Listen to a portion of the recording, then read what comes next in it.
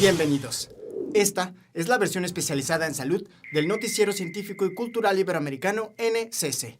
Soy Jonas Birmar y los acompañaré en este espacio de la Asociación de Televisiones Educativas y Culturales Iberoamericanas, ATEI, que busca difundir la ciencia y la tecnología en toda Latinoamérica.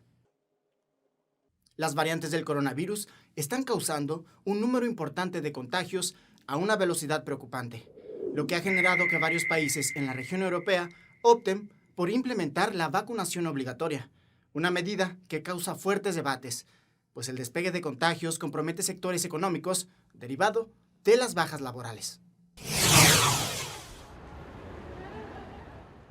En Austria, la vacunación contra COVID-19 es obligatoria para los mayores de 18 años desde el sábado. El gobierno austriaco optó por hacer obligatoria la vacuna pese a las fuertes críticas, a diferencia de sus socios europeos.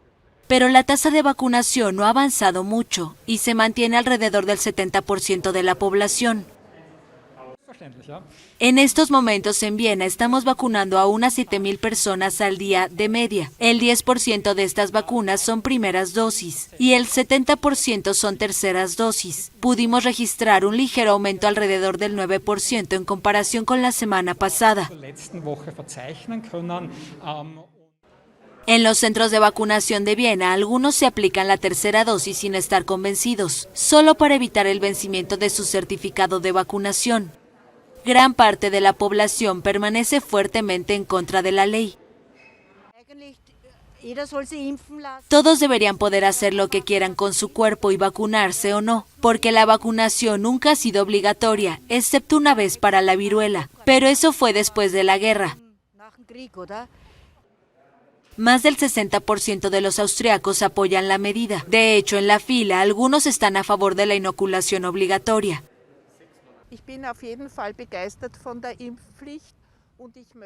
Estoy feliz de que haya vacunación obligatoria y deseo que esto también se aplique en otros países europeos, tal vez incluso en todo el mundo, para que esta terrible pandemia finalmente pueda detenerse. La ley aplica para todos los mayores de edad, excepto para las mujeres embarazadas, personas que contrajeron el virus hace menos de 180 días y otros por razones médicas. Los controles comenzarán a aplicarse a mediados de marzo, con multas que van de unos $685 a $4,100, que serán condonadas si la persona se vacuna en las siguientes 2 semanas.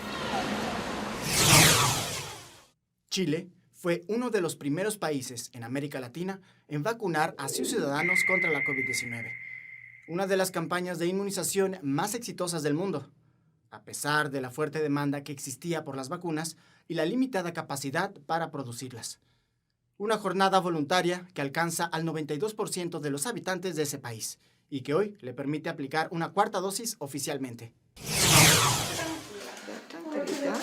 Chile sigue liderando las campañas de vacunación en América y en buena parte del planeta. Este lunes se ha convertido en el segundo país del mundo tras Israel, que ha comenzado a aplicar la 4ª dosis de la vacuna contra la COVID-19.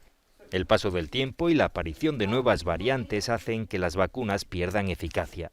Según ha explicado el presidente saliente Sebastián Piñera, la variante Omicron y la alta movilidad durante las fiestas navideñas auguran un aumento considerable de nuevos casos. Hoy día estamos en torno a los 4.000. Yo pienso que es probable que superemos los 10.000 casos. Tenemos que hacer todo lo que esté a nuestro alcance para proteger a los nuestros y también para ser solidarios. Como en anteriores ocasiones, las personas inmunodeprimidas son las primeras en recibir esta dosis de refuerzo. Muchas lo asumen con filosofía. Para que el mundo siga funcionando, tenemos que vacunarnos todos, aunque no creamos mucho en la vacuna. Pero la verdad que es importante para poder seguir viviendo. El mes que viene Chile abrirá la vacunación con la 4ª dosis a los mayores de 55 años. Más del 92% de su población tiene ya las 3 vacunas contra la COVID-19. 1.600.000 chilenos aún no han completado la pauta de la tercera dosis y sufren restricciones de movilidad. Alrededor del mundo se están desarrollando vacunas intranasales que podrían convertirse en un mejor refuerzo para combatir al coronavirus.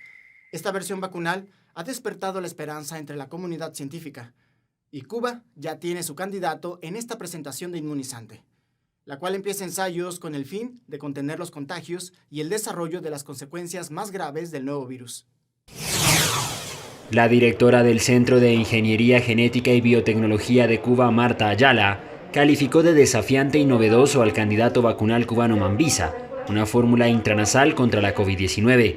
Esta vacuna se administra por la vía intranasal. Este es un dispositivo que se utiliza que produce un spray y realmente aquí le estamos presentando la propuesta de dispositivo final con el que estamos trabajando ahora, pero para llegar a este dispositivo utilizamos otros dispositivos.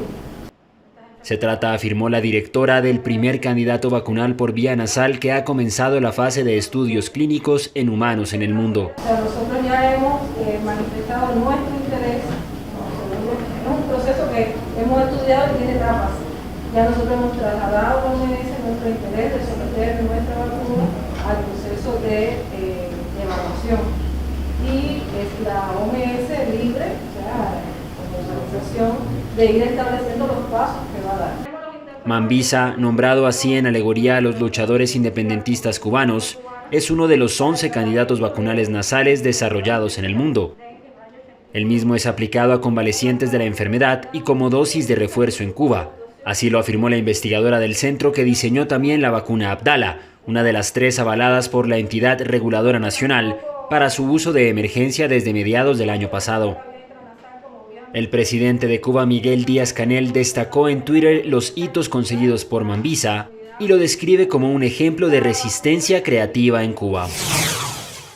Richard Nixon, quien ocuparía la presidencia de los Estados Unidos a final de los años 60, declaró a las drogas como el enemigo número 1 de ese país, iniciando una campaña de prohibición que transformaría la vida en América Latina. Esta guerra contra las drogas, que ya cumple medio siglo, ha significado un fracaso rotundo para la salud pública y la erradicación de la violencia, un escenario que sigue empeorando en países como Argentina. Una veintena de personas murieron en suburbios de Buenos Aires por consumir cocaína adulterada y más de 70 personas están hospitalizadas. Las autoridades informaron el miércoles que la droga estaba adulterada presumiblemente por opiáceos.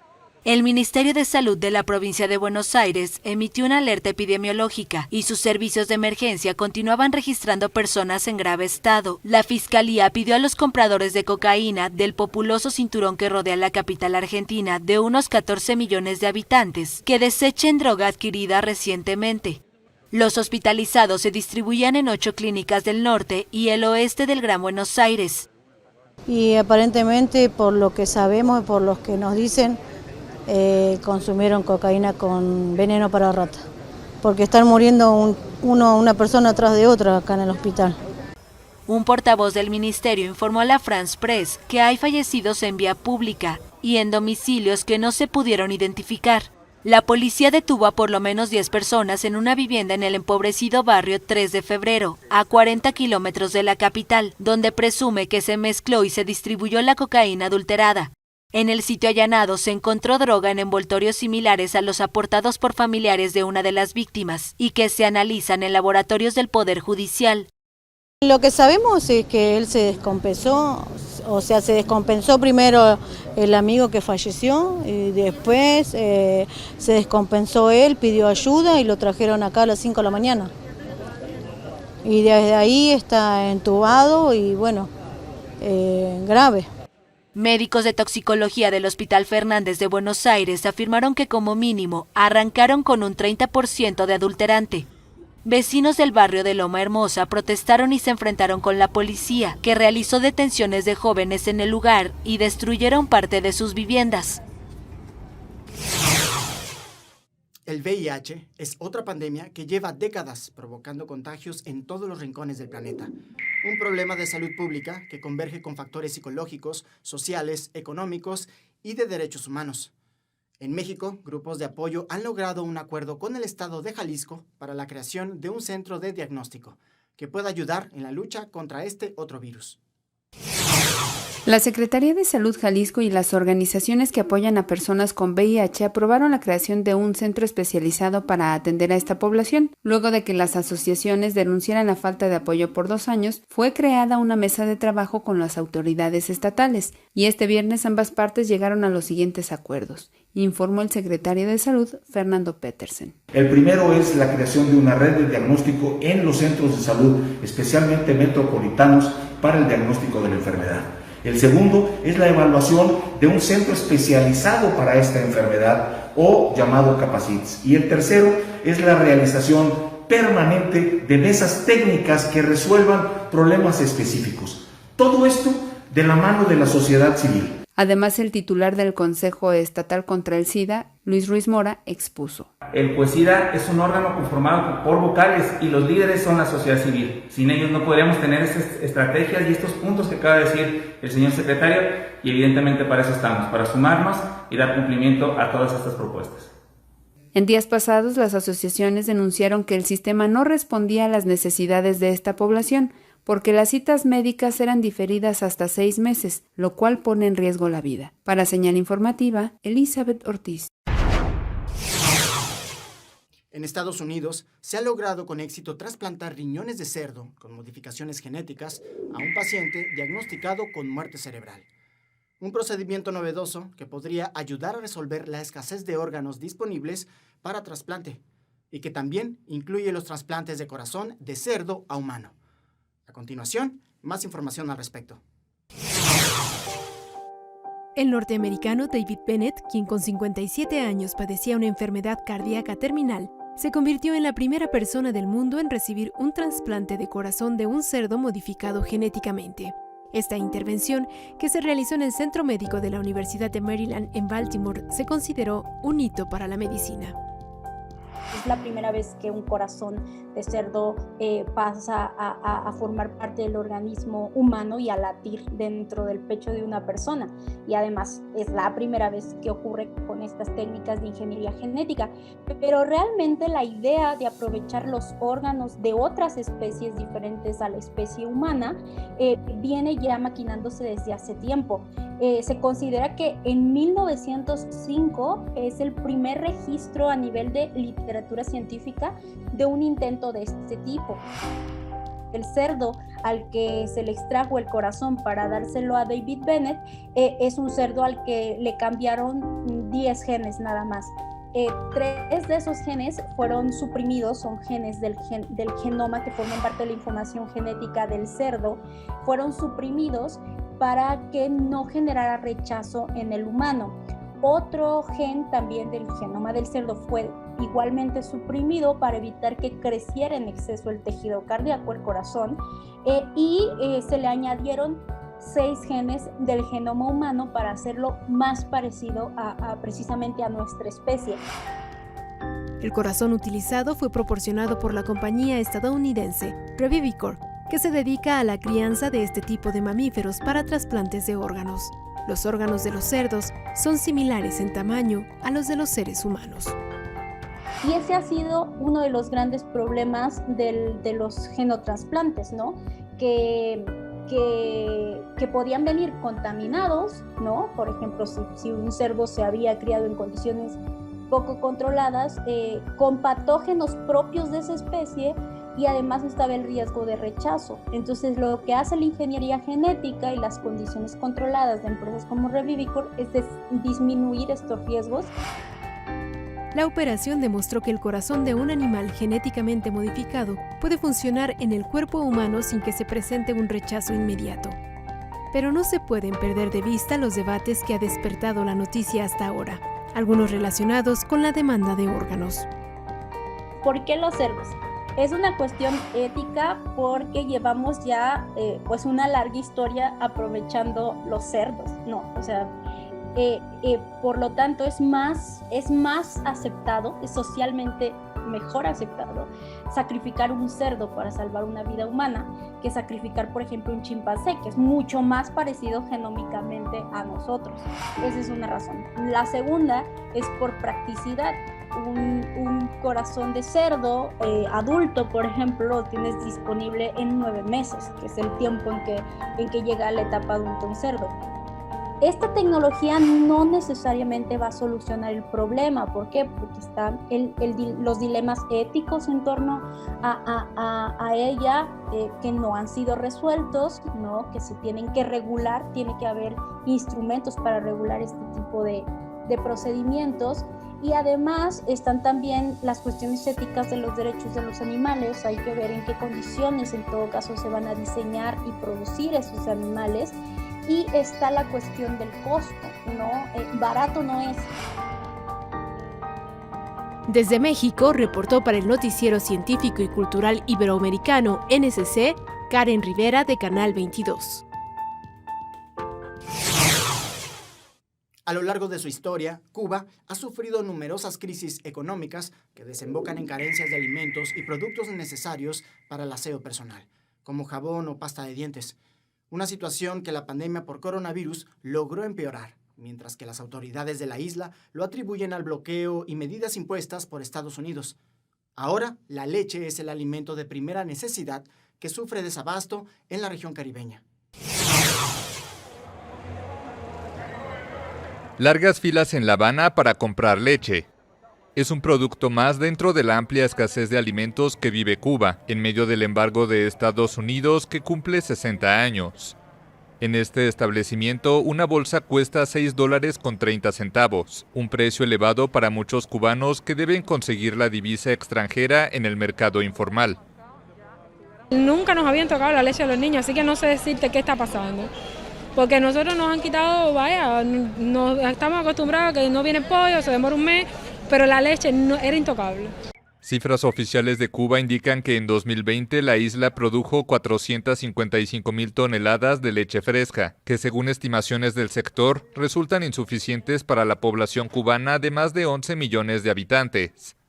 Fidel Castro garantizó por décadas la leche para menores de 7 años y enfermos, pero actualmente el Estado subsidia cada vez menos alimentos y ha comenzado a faltar la cuota mensual de 3 kilos de leche en polvo que reciben los niños. Funcionarios del gobierno han advertido que la escasez de leche continuará por falta de disponibilidad de financiamiento, de buques y de proveedores. Yo soy diabético. Hace 1 año y pico nos quitaron la leche. No debemos leche. La leche que nos dan a nosotros ahora se lo dan a los niños.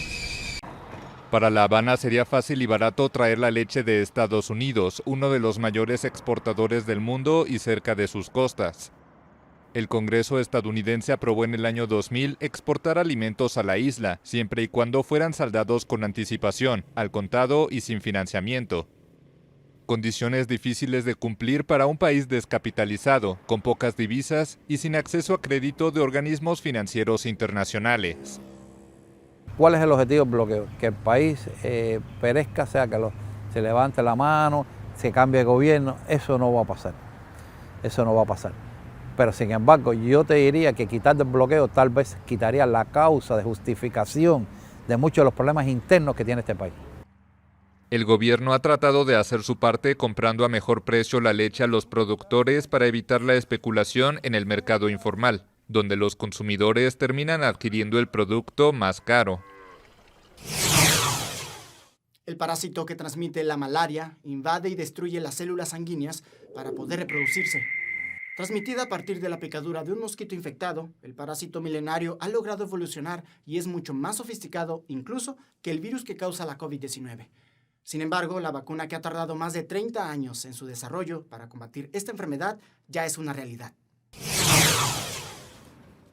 La primera vacuna contra la malaria da sus frutos en el oeste de Kenia. Más de 100.000 niños han sido inoculados con el inmunizante para esta enfermedad, que mata anualmente a 260.000 menores de 5 años en África subsahariana. Los servicios pediátricos, que suelen estar saturados por los casos de malaria, ya comienzan a ver los resultados. Desde que comenzamos a administrar la vacuna en septiembre de 2019, hemos observado una reducción de los casos de paludismo. Los 3 hijos de Lucia Kinji se infectaban tan seguido de malaria que tenían que ir al hospital varias veces al mes. por lo que cuando le ofrecieron participar en un programa piloto para la vacuna de la malaria, no lo dudó. Desde que fueron vacunados, ninguno de sus hijos ha caído enfermo, lo que les cambió la vida. El dinero que usábamos para llevar a los niños al hospital, ahora podemos usarlo en alimentos. Este innovador plan de vacunación comenzó en 2019 en Kenia, Ghana y Malawi para probar un compuesto que tardó 30 años en ser elaborado. En octubre de 2021, la Organización Mundial de la Salud aprobó su uso generalizado para niños en otras zonas de riesgo. Las pastillas antivirales son desarrolladas para reducir las muertes y complicaciones por COVID-19, un medicamento que se convierte en el primer tratamiento de administración oral que logra la mutación del SARS-CoV-2 hasta provocar su autodestrucción. En torno a esto, una farmacéutica en Estados Unidos liberaría sublicencias que permitirían la fabricación del medicamento en su versión genérica para países necesitados. Un acuerdo para facilitar el acceso a la píldora de Pfizer contra el coronavirus. El grupo farmacéutico estadounidense firmó un acuerdo de licencia voluntaria que debe permitir la distribución del medicamento más allá de los países ricos una vez que haya sido autorizado. Los fabricantes de medicamentos genéricos seleccionados en todo el mundo a los que se les concedan las sublicencias podrán suministrar los medicamentos a 95 países, cubriendo hasta aproximadamente el 53% de la población mundial. Pfizer, que ya comercializa con el grupo alemán BioNTech una de las vacunas más eficaces contra el virus, indicó previamente que su antiviral oral tenía una eficacia del 89% para prevenir una hospitalización o deceso entre los adultos que presentan un riesgo elevado de desarrollar una forma grave de la enfermedad. Con este acuerdo, la compañía avanza en la misma senda que su competidor Merck, que selló un pacto similar para su propio antiviral oral, el Molnupiravir, que exhibe también una fuerte tasa de eficacia. Ambos tratamientos, que tendrían pocos efectos secundarios, implican tomar 10 dosis durante 5 días. Gracias por acompañarnos en este viaje informativo en el Noticiero Científico y Cultural Iberoamericano NCC, especializado en ciencias médicas y tecnología de la salud. No se pierdan las emisiones especiales de Ciencia, Tecnología y Cultura con Iván Carrillo y Ana Cristina Olvera. Gracias a los Osos de Atey, que a través de sus plataformas hacen posible esta transmisión. También gracias a las agencias informativas AFP, EFE, Notimex, Xinhua, Euronews y Deutsche Welle. Visite nuestra página noticiasncc.com. Utilice nuestra aplicación móvil y síganos en nuestras redes sociales. Nos encuentran como NCC Iberoamérica. Soy Jonas Birmar. Cuídense mucho. Nos vemos en la próxima.